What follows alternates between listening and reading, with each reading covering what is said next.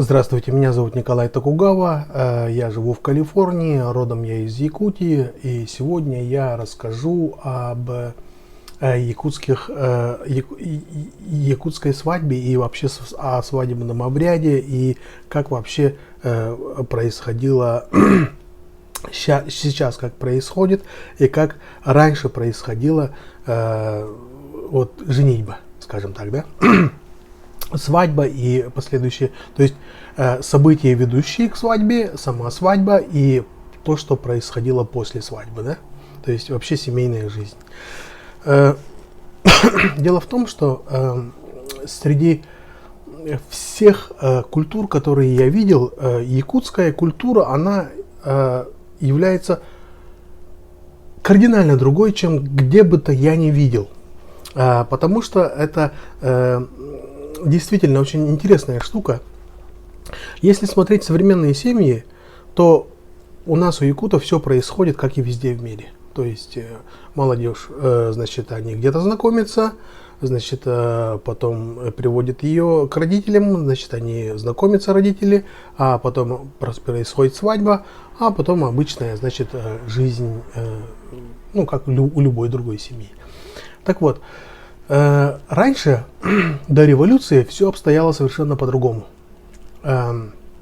Дело в том, что женили детей за 2-3 года до половой зрелости. То есть до того момента, когда они смогут иметь детей. Дети имеется в виду. То есть это фактически подростки. Чаще всего договаривались родители о том, что вот они свою дочь и своего сына, значит, они поженят. Значит, там очень важно, у якутов есть такая традиция, это не жениться до 7-го поколения. То есть 7-е колено это является табу. То есть до 7-го колена это братья и сестры. Нельзя жениться, это кровосмешание у нас, инцест считается. Так вот, значит, сначала родители выясняют, не являются ли они родственниками, то чаще всего они являются друзьями, потому что они не родственники, и значит они выясняют, что детей можно женить по этой традиции. И для, допустим, парня, который женится, он, скажем, года на 2 старше, значит, этой девочки, но он тоже, в принципе, подросток. Он, как бы, еще у него усы не выросли. Так вот, для него это, как бы, в принципе, это легко. То есть для мужчины жениться это всегда, в принципе, хорошо. Так вот, представьте такую штуку. Для чего вот это делалось? Значит, замуж вышедшая девочка прибывала, значит, к жениху домой. Значит, жених ее встречал, и, то есть, свадьба, там 2 рода встречаются, конечно, пиршество, там девушка на белом коне, в одеяниях, там в этих в украшениях, значит, а мужчина, он в мужской одежде, там с мехами, с меховой шапки, с гербовым ремнем, значит, с гербом там своего рода на ноже, на печатке, значит, у него герб. А у женщины гербов нету, потому что женщина должна принять род, значит, мужа. А муж, значит, он как бы является представителем этого самого рода, чьей женой она должна стать. И, значит, он принимает ее. И дело в том, что вот эти 2-3 года они живут в одном доме с родителями мужа. Так вот, для чего это нужно парню? Дело в том, что в этот момент его мать будет обучать, то есть примет воспитание невестки последние 3 года. То есть девочка-невестка, пришедшая в твой дом, у нее не сформировавшийся характер. Понимаете? Она еще подросток. И в это время она прикрепляется к теще, к теще. И, значит, воспитанием занимается эта теща. То есть для тещи это фактически получается, она и свою невестку удочерила. Не отношение такое, как в современном мире, когда говорят там, семья сына, да, вот сын является ихним сыном, ихним ребенком, но невестка, она не является ихним ребенком, она является невесткой же. А вот в древности, если ребенок, то есть невестка приходит еще ребенком за 2-3 года до половой зрелости, это подросток же, она фактически эту девочку она удочеряет и воспитывает уже таким вот образом, что вот она начинает обучать его таким образом, вот как бы рассказывая, вот мой сын любит вот это, вот это, вот это. Надо готовить это, он привык, то что вот еда готовится вот таким-то образом, одежда там подшивается таким-то образом, в семье надо держаться вот таким-то образом, понимаете? И через некоторое время мальчик, то есть девочка подстраивается под этого мальчика, понимаете? И значит, и этот парень, он видит то, что вот в семье как появился еще один член семьи, и через некоторое время ему надо будет занять место своего отца, а значит эта девочка, с которой он в принципе только познакомился, должна занять место матери. И дело в том, что родители-то, скажем, отец и мать, они же прожили 20 лет и успели, как сказать, притереться характерами друг к другу. Значит, они ссорились и мирились, и в конце концов они начали ладить, как сказать, и можно сказать, и, ну как сказать, полюбили друг друга, и значит родили детей, и это же 20 лет совместной жизни же. Так вот, когда невестка приходит, и ты ее видишь, и мать не даст никогда в обиду невестку, потому что в данном случае мать занимается воспитанием этой невестки, понимаете? И значит, значит, ты тогда, как муж, начинаешь, значит, относиться к своей жене, как твой отец относится к твоей матери, понимаете? Значит, эта девочка, она понимает, как обстоят дела в этой семье, и просто она к этому подстраивается, и это становится частью ее характера. А потом, значит, когда возникает они видят, что дети выросли, они уже вступили, значит, в сферу половой зрелости, то, значит, скоро у них дети появятся, они строят им отдельный дом. И там появляется, значит, ребенок, но все равно, вот, конечно, мать туда и ходит и показывает, как с этими детьми делать-то. Ну, это же подросток, которая стала только что 18-летней, но все равно не рожали в те времена рано. Вообще вот до революции половая зрелость во всех народах она была 16 лет на самом деле. То есть к 16 годам девочки все рожали, везде, по всему миру. И, значит, эта теща помогала еще, как ухаживать за детьми, как ухаживать за мужем, как ухаживать за домом. А для жениха, значит, это было, в принципе, без большого шока для его. То есть он просто выполнял свой долг, получается, как мужа, и семья получалась очень крепкая. В современном обществе, конечно, это все обстоит по-другому. То есть сейчас, если люди женятся до 20 лет, это как бы не приветствуется современным обществом. Лучше всего в современном обществе, когда дети старше 20 лет, значит, они получили специальность, образование, ну и потом, если женятся, то ради бога. И к этому моменту получается, знаете, как два разных характера.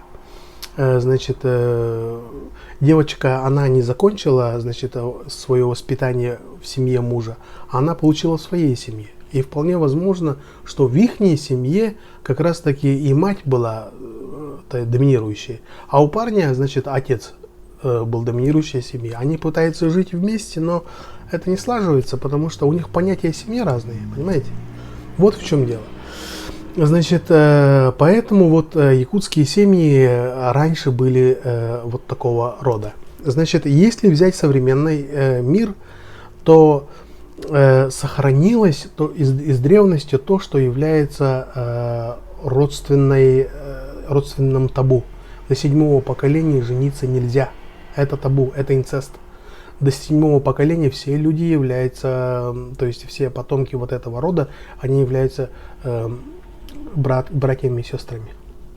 Но бывает иногда такие странные исключения. Например, если случился в роду раскол, и род разделился на два, и они перестали общаться, и своим детям они не рассказывают. Дело в том, что у якутов не принято плохого говорить о других людях. Это плохо. Понимаете, когда вы говорите что-то плохое, значит, это слышат злые духи. То есть и они начинают ходить за твоими словами, там, вереницей. И никому не охота идти, чтобы сзади кто-то там какой-то, значит, нехорошее преследовало тебя. Поэтому у якутов плохое не говорят, не рассказывают. И если случился в роду раскол, они просто перестают рассказывать своим детям о второй половине этого рода. А этот род об этом роде.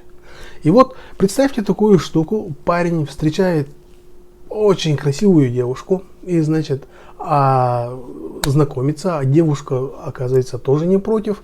Он, значит, ей понравился, и, значит, они начали встречаться, а потом, естественно, как в современном обществе бывает, знакомят родителей, да, перед тем, как перейти в более серьезные отношения, значит. И, значит, невестка приходит, значит, парень, это говорит, это моя девушка, это мои родители, и тут начинается самое интересное, что называется вот исключительной якутской традицией. Родители садятся и начинают спрашивать, откуда эта девочка, каких кровей, откуда ведет пупок. То есть пупок — это называется родители. Значит, в якутском понятии это говорят хантанкин, это значит, откуда у тебя ведется пупок. То есть непосредственно родители кто и каких кровей ты. То есть хантанханах называется, да. Так вот, и через некоторое время, конечно, лица родителей начинают меняться. И они говорят, вот у девочки спрашивают, говорят, ты из тех же мест, а знаете ли, там живет одна женщина, ее зовут, скажем, тетя Фрося, да, вы ее знаете? Она говорит, да, это моя родная тетя, да. Ого. И, значит, а знаете Михаила или Степана там? Угу, это мои дяди, там, двоюродные, троюродные. Да. И они тогда говорят уже сыну, говорят, мы тебе не рассказывали, но дело в том, что вот эта девочка твоя сестра. К сожалению. Надо было рассказать тебе раньше. И в этот момент они начинают рассказывать о половине рода. И выясняется, что там куча родственников. Представляете? И парень от этого, конечно, падает в обморок почти что. Девочка в слезах убегает обратно. Потому что если у них там что-то было, это получается, инцест же это.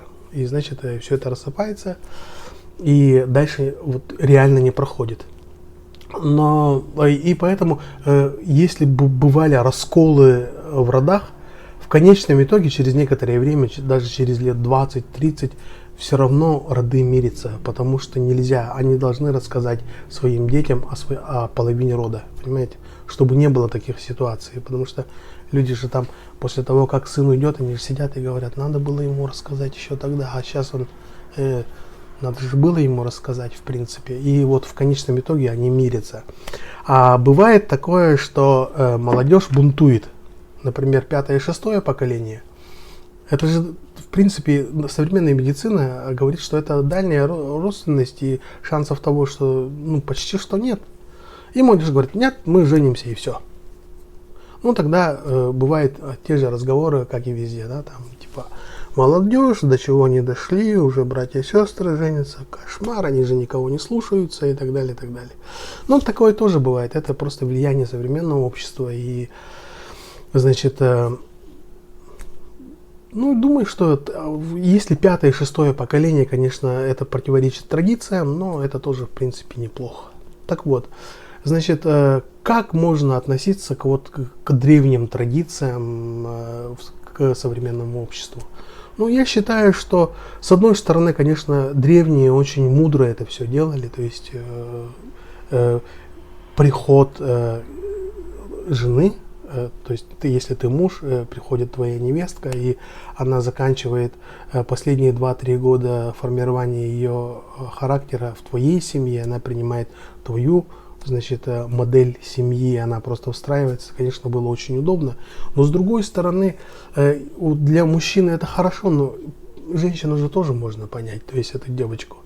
Ей, скажем так, чуть ли не 13 лет, и вдруг ее отрывают от семьи, понимаете? И увозят ее бог знает куда. Людям, которые она никогда не видела, кроме отца, конечно, вот этого, тот, который в гости к ним приходил раньше, друга отца, да?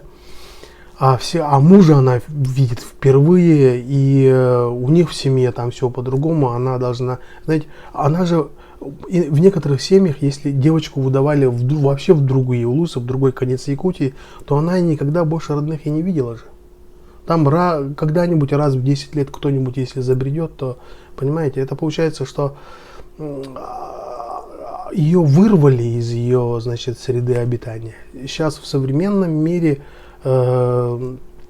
девочка проживает всю свою жизнь до 18 лет, а потом, когда она получает образование, тоже она не воспрепятствуется, что она живет в своей семье, да, то есть не говорят, что она там стала, как это выражение называлось, старая баба, что ли, ну, там есть же такое выражение, там, в девках осталась и так далее, там, девочке 18 лет, а она еще не уехала от семьи, это в девках осталась, типа того же.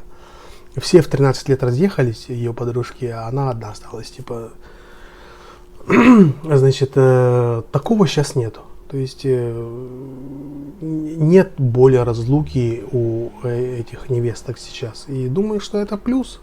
А то, что, значит, мы же мужчины сейчас тоже не с бухты-барахта же женимся. Мы сначала с девушкой знакомимся, потом, значит, год ли за ней ухаживаем, мы смотрим, подходит ее понятие о семье к нашему восприятию, то есть понятием своей модели семьи.